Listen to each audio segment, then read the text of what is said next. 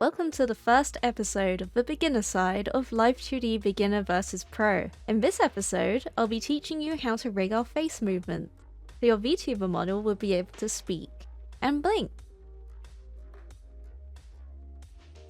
Starting off with our eyes, we're going to set up our first blink. But before we make anything move, there's a very important step to do first.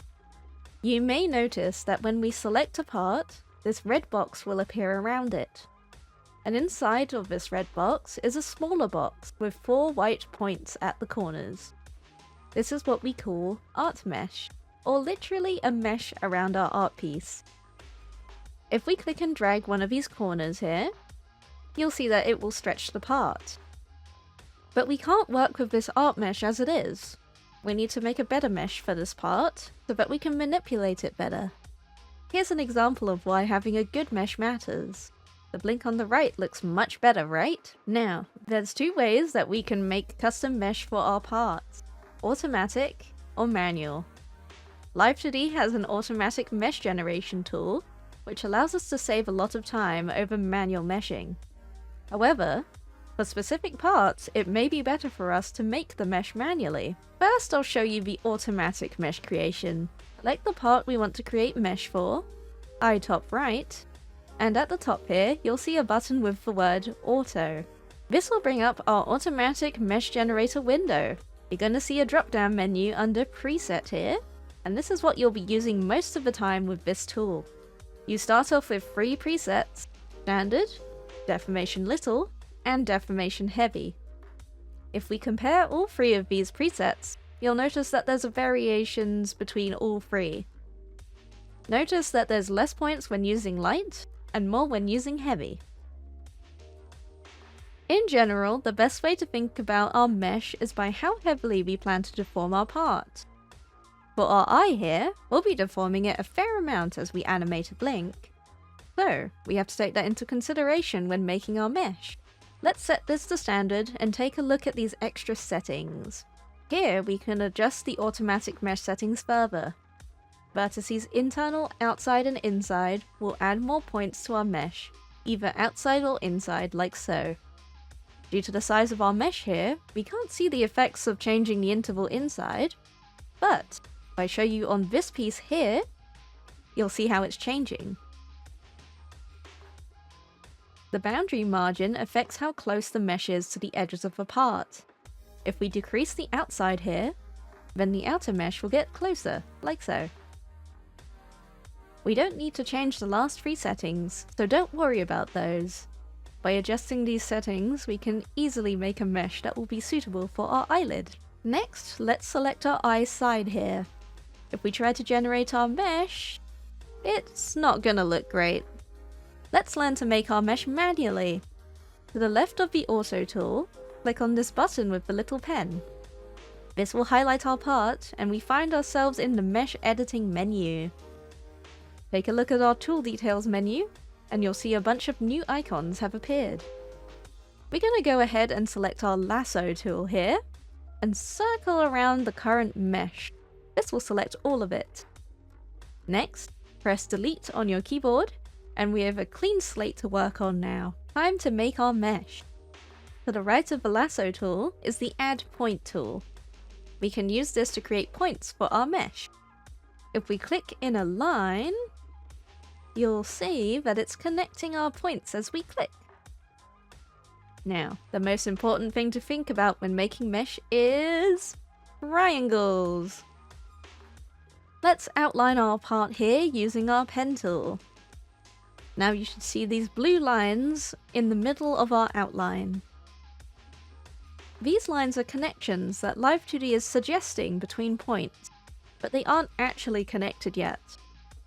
If we click Auto Connect, however, these lines become red, and we've completed our mesh. Before we move on from the mesh, there's a few more mesh tools I'd like to introduce to you. Next to our pen tool, we have the Delete Point tool.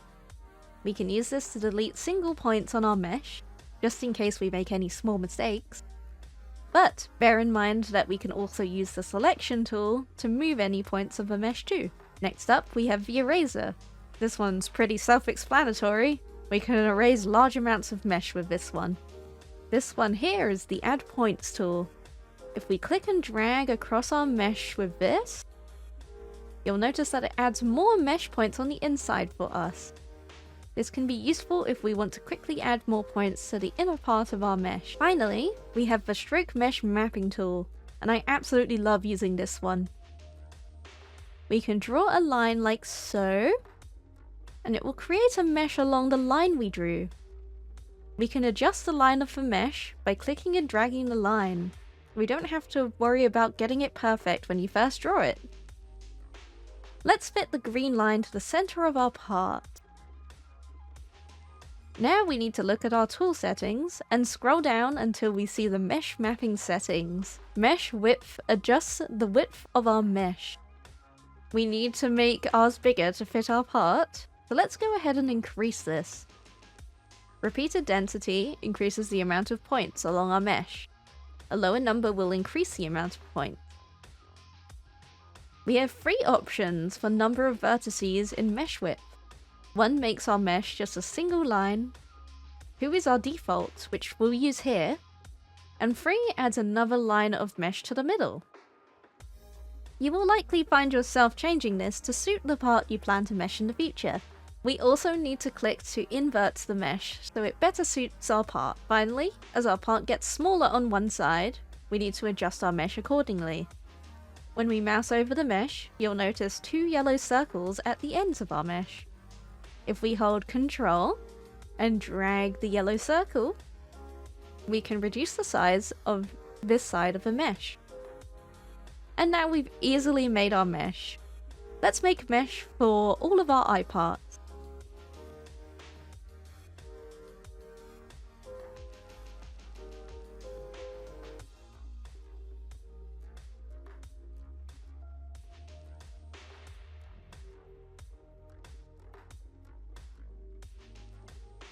Now to our blink.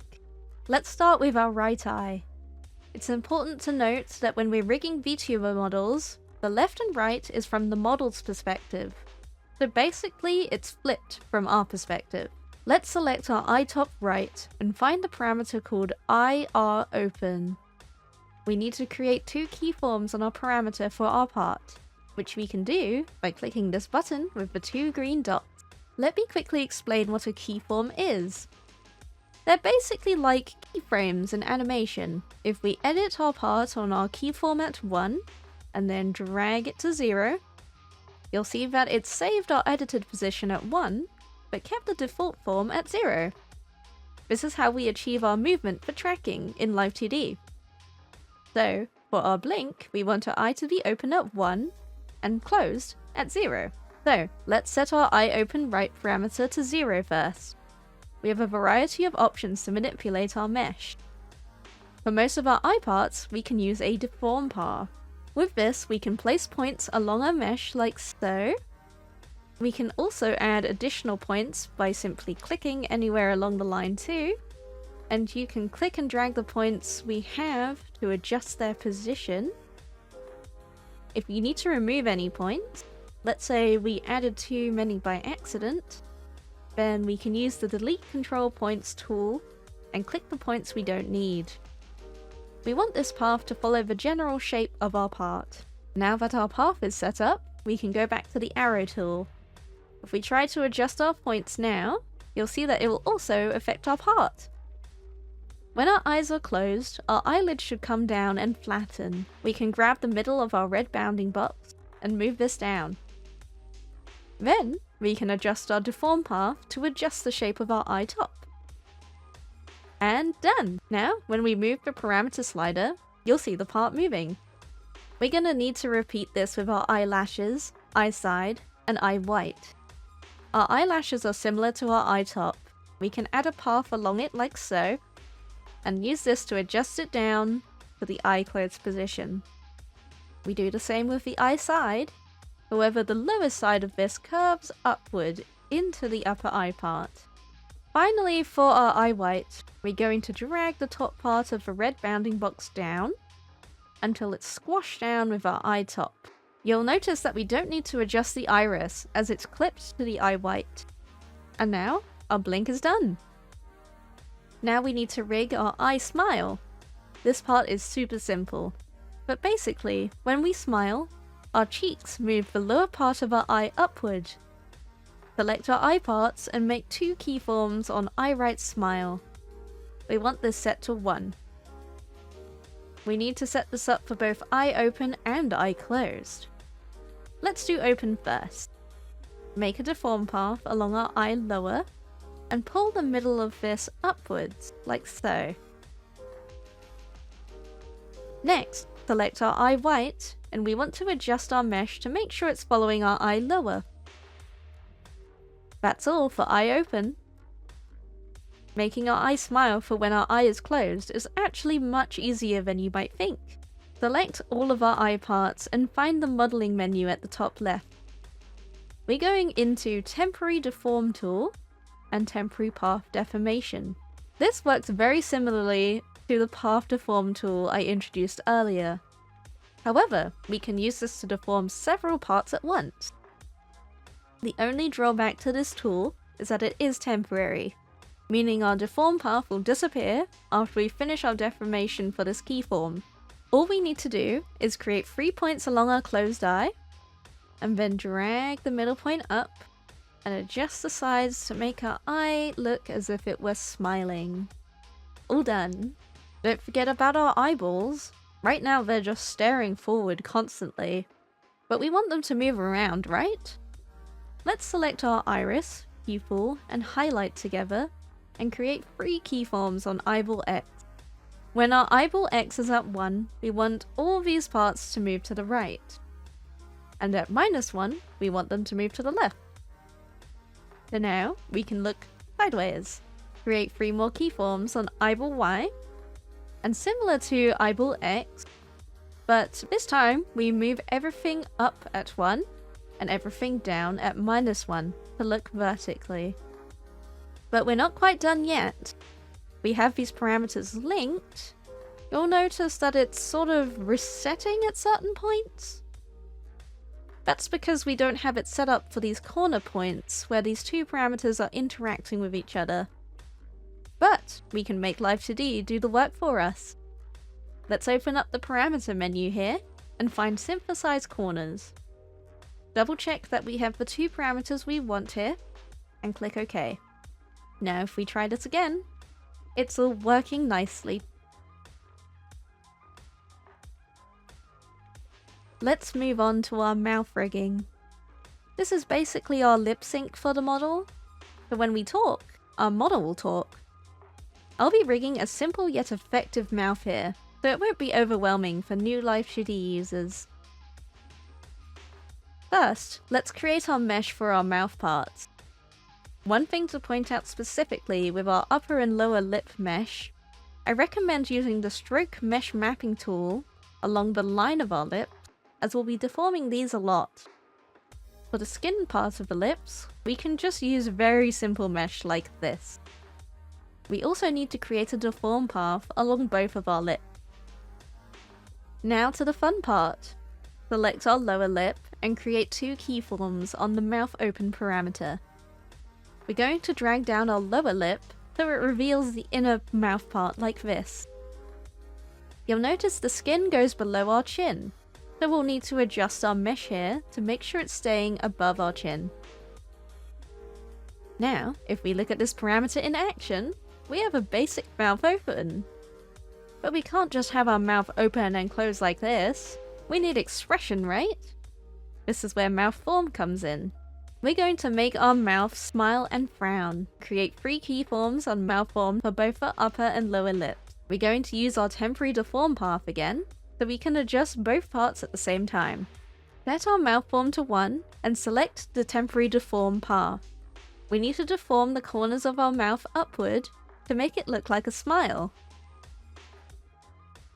We need to repeat this process with our mouth form at -1, but this time we deform the corners down into a frown.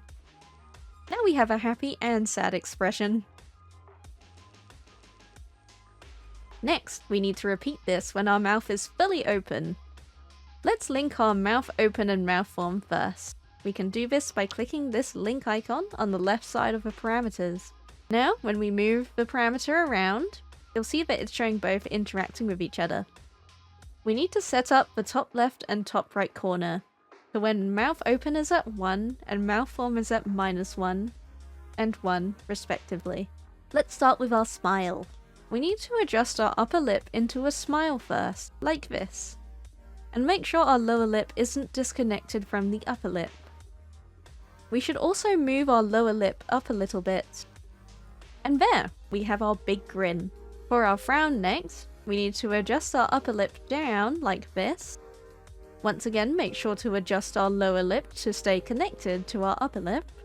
And for our lower lip, we want to deform the center of the line upwards so it's more straight. Now we have an upset mouth.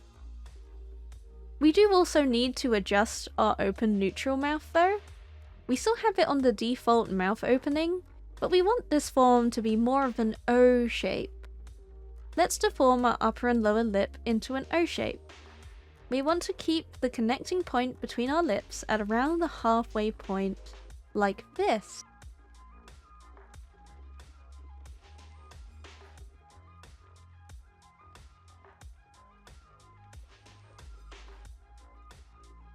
One more thing to do with our lips here.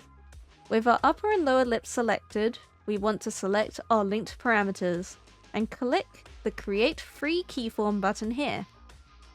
You'll notice that it will add center points between our parameters. These act like in-between frames for our parameter. Our mouths make more dynamic shapes than our current setup. So we're adding these extra keyframes to make our mouth more expressive. First, let's set the mouth form to 1 and the mouth open to 0.5. For this keyframe, we're going to make a toothy smile. We're basically making this smaller by deforming our lower lip upward and adjusting the upper lip like so. And done! For our center point, we just need to make a much smaller O shape. So basically, repeat what we did for the open mouth, but drag our points in much further. Finally, for our mouth form at -1, we want a smaller version of our open frown. So let's just deform our lips inward again, and all done. Now you may have noticed, our teeth and tongue aren't moving at all. We need to set these up on our mouth parameters too. We don't need to adjust the top teeth, so let's select the lower teeth and tongue, and create 2 keyforms on mouth open. When our mouth is open, we want to drag our parts down to the lower part of the mouth, so it looks like it's following our mouth opening. Next, we need to relink our mouth form and open, and go ahead and add 3 keyforms again, so that we have our center points. Our mouth smile is a little special. When our mouth is open at 0.5, we actually need our lower teeth and tongue to remain at the closed position. Otherwise, we no longer have our toothy smile. Adjust our parts up to stay with our upper teeth, and we're all done with our mouth. Now we're talking.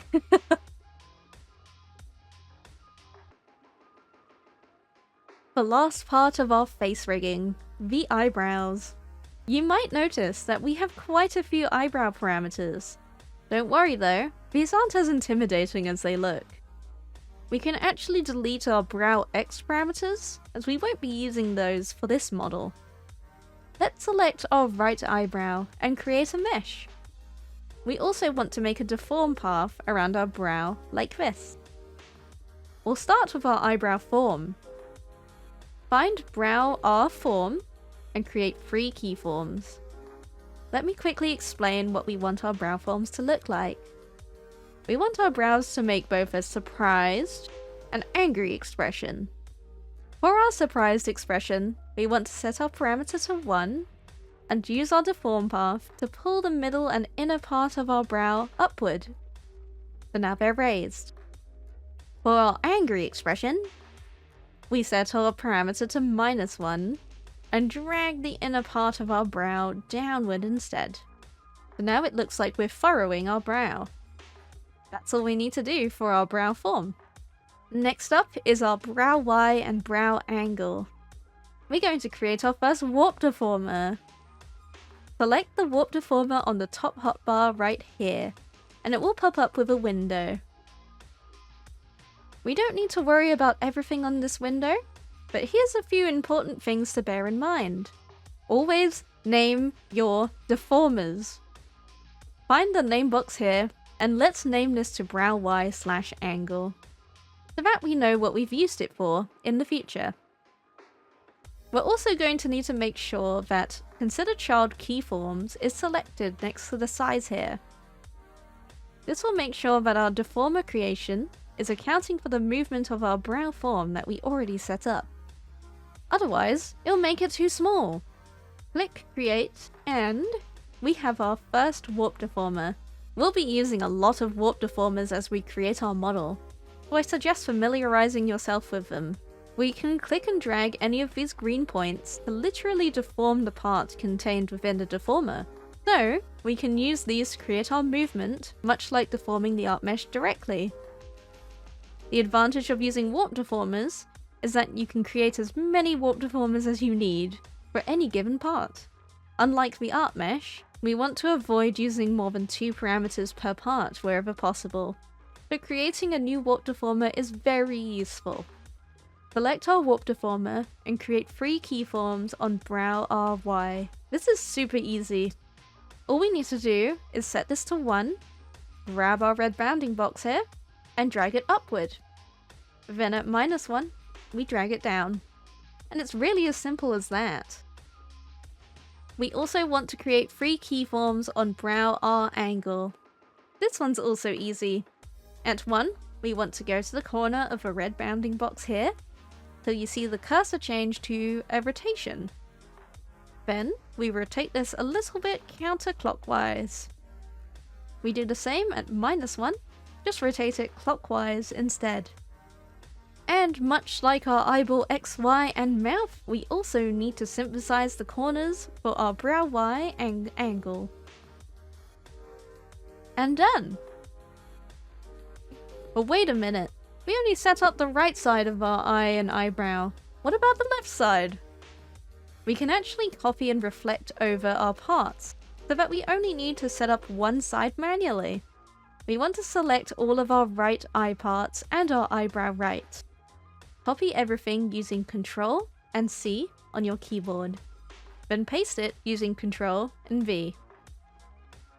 This will create a complete duplicate of our parts. Right-click on the canvas, and right at the bottom of this menu, you'll see the option Reflect. This will bring up our reflect settings. We're reflecting our parts horizontally, so make sure this is selected.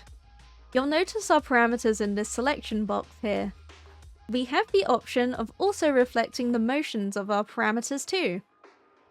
We only want to select our eyeball X here, so it will reflect properly.